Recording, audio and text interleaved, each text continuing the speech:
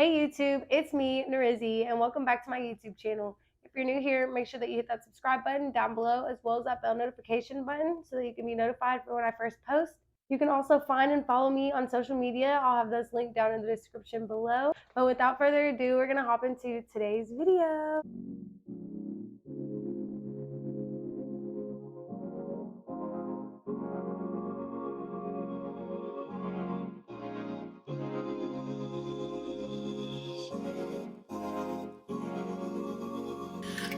For today's video, we're going to be doing an interview with my beloved grandmother. Do you want to say your name? My name is Marie Porter. That's not what I'm called by people who love me. I call my grandmother Geyer, so if you hear me refer to her as Geyer, I'm talking to her. You want to tell them how we came up with that nickname? It's interesting because my grandson first called me Grandma, and out of the clear blue one day, he said, Geyer. And it never went back to Grandma. So No, literally. Geyer I am. It's been like that literally my entire life, and I'm 20 years old. Today's video topic of discussion is going to be what I feel like is a big bond between my grandmother and I, which would be our vitiligo. For those who don't know what vitiligo is, it's this beautiful blonde white looking patch I have in my eyebrow, and as well as on my grandmother, as you can I'm sure see all over. Yeah. We just wanted to kind of come on here and talk about our experiences having vitiligo and just share that with you guys, share more about the skin condition so that, other people can learn about it and be aware of what it is really. We're going to get into the first couple of questions. To start off, when and how did you get vitiligo? It's many years ago now for me. I was maybe in my late 30s or early 40s, and one day I noticed the pigment right up under my eye was going away, and there was a white spot. It wasn't big, it was very small. I was concerned, Right. and I ignored it for a little while. Mm-hmm. And then finally, I mentioned it to my doctor, and she suggested I see a dermatologist. Right. And I went and was diagnosed with vitiligo. I wasn't that concerned because he told me he could treat it. Right. And he did. He successfully tried ointments, then it went away. Oh. And I thought, whew, home free, because I had seen people with vitiligo, and African American people, right, Black people, because our skin is darker, it is very noticeable. Right. And I thought I didn't want that. But then later it came back. It started more on my hands, and the dermatologist said, well, we can treat that. And things went well until he said, well, the only other way we can do treatment is to do injections on your fingers. And that skin is very fragile. Right. And the injections hurt. I tried it for once, and then I said, I'm done. If this is the way I'm going to be, it's the way I'm going to be. And it doesn't affect anything else about me. It's just an outward appearance that's different than what it used to be. Right. Yes, I was going to say I knew about the injections. I remember you told me about that, but I didn't know about it starting there and then going away with the ointments and then coming back. And I was a little really unhappy at first because I thought, well, why did it go away? And now that particular treatment is not working for me at all. So it was a little bit disconcerting. I was really right in the middle of my wonderful career. I mean, I was just enjoying life. At first, it was like, but I'm going to look different. Right. And then I thought, well, I might look different, but I'm the same person. Exactly. I thought a lot about it, but mostly what made me decide to not continue with any form of treatment, even when people would tell me, oh, they've got new treatments now for vitiligo. You should try this and you should do that. But at the end of the day, vitiligo doesn't define who I am. Exactly. I just decided I will look the way I look and continue living my life. Yeah. I do forget a lot of times that I have it. Yeah. And I do too. Our next question for you guys, a lot of people have asked, is vitiligo contagious? It's not. Not at It is all. not contagious. Yes, I have it as well as she does, but it is not something that I developed from just touching her and loving all over her, and then boom, one day I woke up with it on my eyebrow. Like, no, that's not how it happened. So No, it's actually an autoimmune condition, and the science is evolving. They are learning more and more about it. But the one thing is, they've always known it's not contagious. It doesn't hurt me, and it won't rub off on you. just going back to you being around 40 when you developed getting vitiligo, how was that transition like, going from never having this skin condition to having this skin condition? Did you lose friends because of it? What was that change like? I have to admit, I had seen a few people with vitiligo, and I really thought, oh, these poor people. And then when I got it and realized, oh, I look different, but I'm not a poor person. And then I reflected on the people that I knew who had it. They weren't poor people either. Right. They were accomplished. They had good lives, good family life. So I did not go into a depression about it. That's good. I had to also make a decision when it started going all over my body. And the dermatologist told me I could wake up one morning and all of my skin would the color would be lose gone. all your pigment. I could lose it all. Stress sometimes causes that. I've been surprised because I've gotten out of the shower sometimes and look at my body and thought, oh, I didn't know that was looking different now. But it's not stopped me from wearing what I want to wear. I've worn strapless gowns, bathing suits, shorts. I wear what I like to wear, and I'm still the same you. the same me. Did you happen to lose any friends? I did not lose friends. I had to get used to and not react when people sometimes would be shocked and, like stare, and you could see the physical.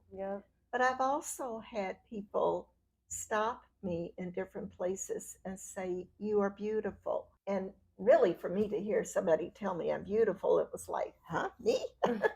And to say how good they felt watching somebody with vitiligo just living their life. No, literally just existing. Well, that's good. I'm glad you didn't lose any friends. The next question was going to be, again, for the viewers, is vitiligo genetic? There has been a lot more research since I was first diagnosed. Yes, some evidence that it's genetic. I even have some of my family members come and say, look, I've got these spots. Do you think this is vitiligo? And I remind them, I'm not a doctor and I cannot diagnose No, it. literally, like the way I get that same question from my family, like I don't know. Like, right.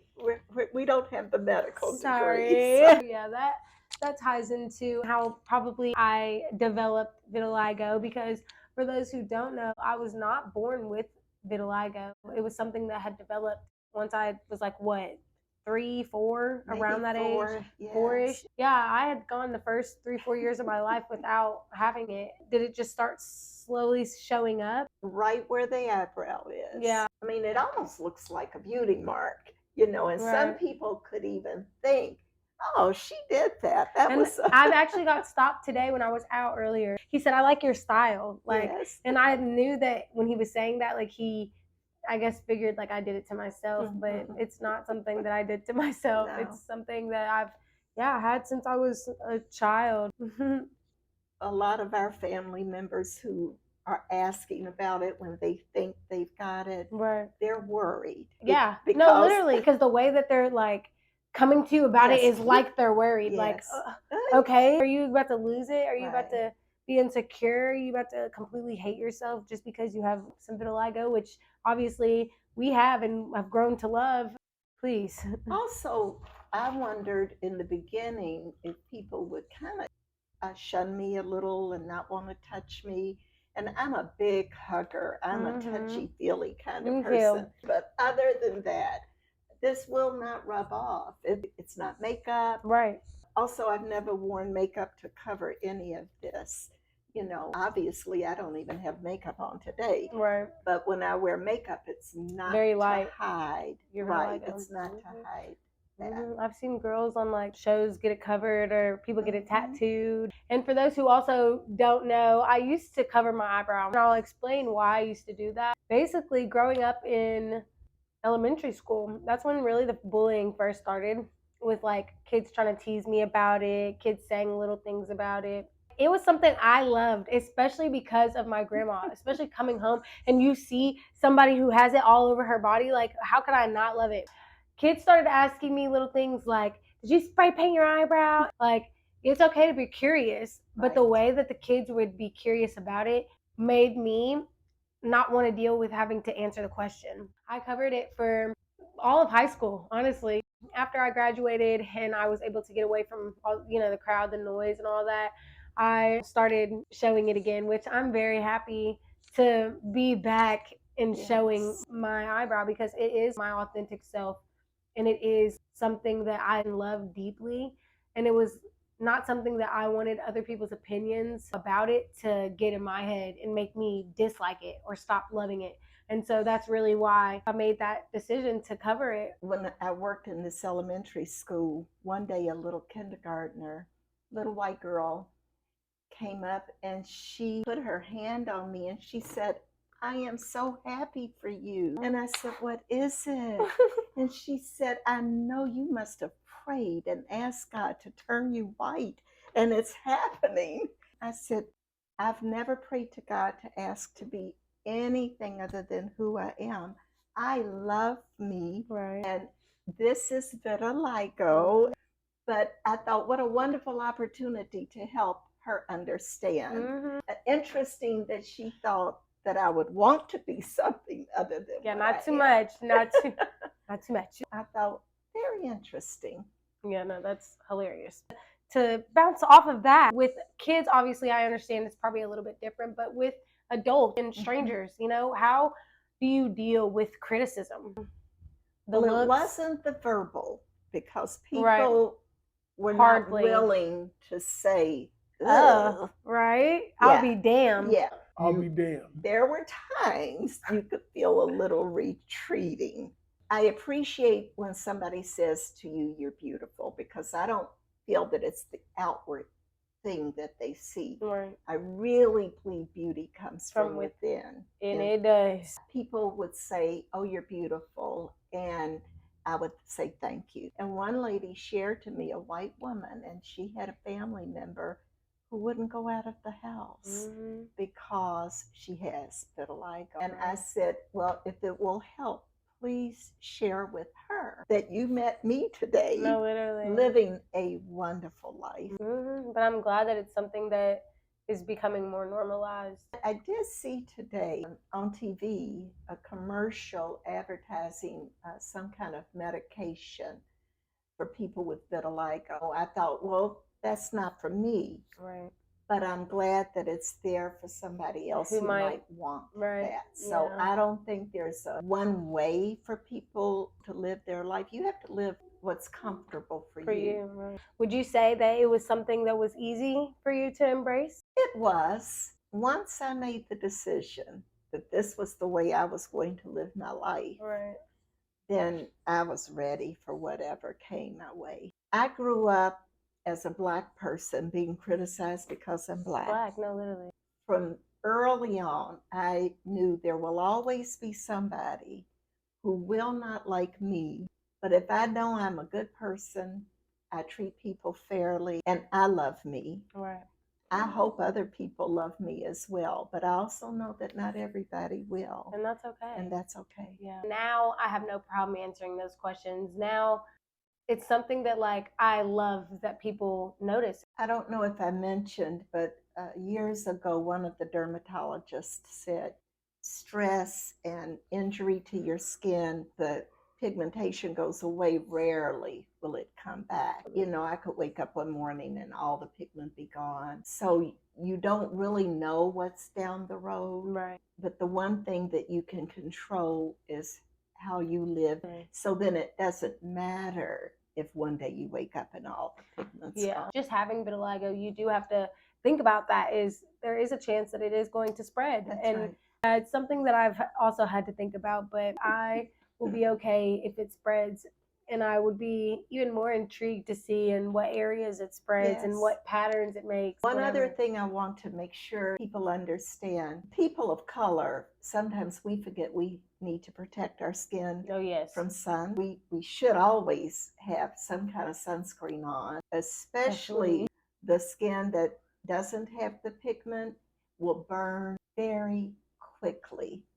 It's thinner. You should be very careful and try not to injure yourself. Right. Really be careful about the exposure to sun. Definitely. What is something or some advice that you would give to someone just learning to live with it? First of all, to protect your skin.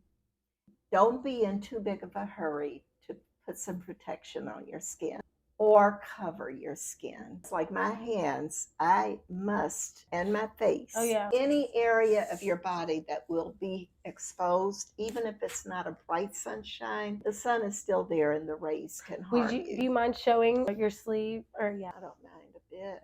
But yeah, if you guys can see, it's all on her. Yeah. Everywhere. Everywhere. Everywhere. Her hands, though, I would say, are the spot with the least pigment. Right. But I'm not going to ever be brown all over again. Right. I mean, I'm used to that now. Right. You're cute. And you're so soft. Any other advice that you would give to someone, struggling to embrace it? Well, to remind yourself that the outward appearance is not who you are. Not at all. Even when we see people and we say, oh, that's a beautiful person. I wish I looked like that. Embrace the way you look. You're beautiful, and outward beauty, it flees. But if you love who you are from the inside out, you will look beautiful to you all the time. Something that I've had to learn, a lot of people don't like themselves. Very, very lightly listen to what other people say about you. A lot of that is just them projecting, oh, I don't like myself, so I'm going to try and make you not like yourself as well. And like you were saying as well, the outward appearance is not what's most important. You could see the most beautiful person and they could have the ugliest soul. Is that going to make you still find that person beautiful? We are just a soul and a body. So I think that, like she was saying, our soul and what's within is what's most important. And that's where the beauty really comes from. The outward is just a little plus, but love yourself without the physical first. And then learn to love the physical as well. Because once you learn to love yourself from within and not the physical will be a lot easier. That would be my advice. Well, I've enjoyed having this conversation. Yes, me too. And hope it's encouraged people to embrace themselves. Yes. And live your best life. Yes. We're really going to close things out from here. I really appreciate you guys. If you decided to tune in and watch today's video, I hope that you liked it. Again, make sure that you hit that subscribe button. Be sure to like, share with your friends, your family, whoever. Comment down below. And tell us something that you learned about vitiligo.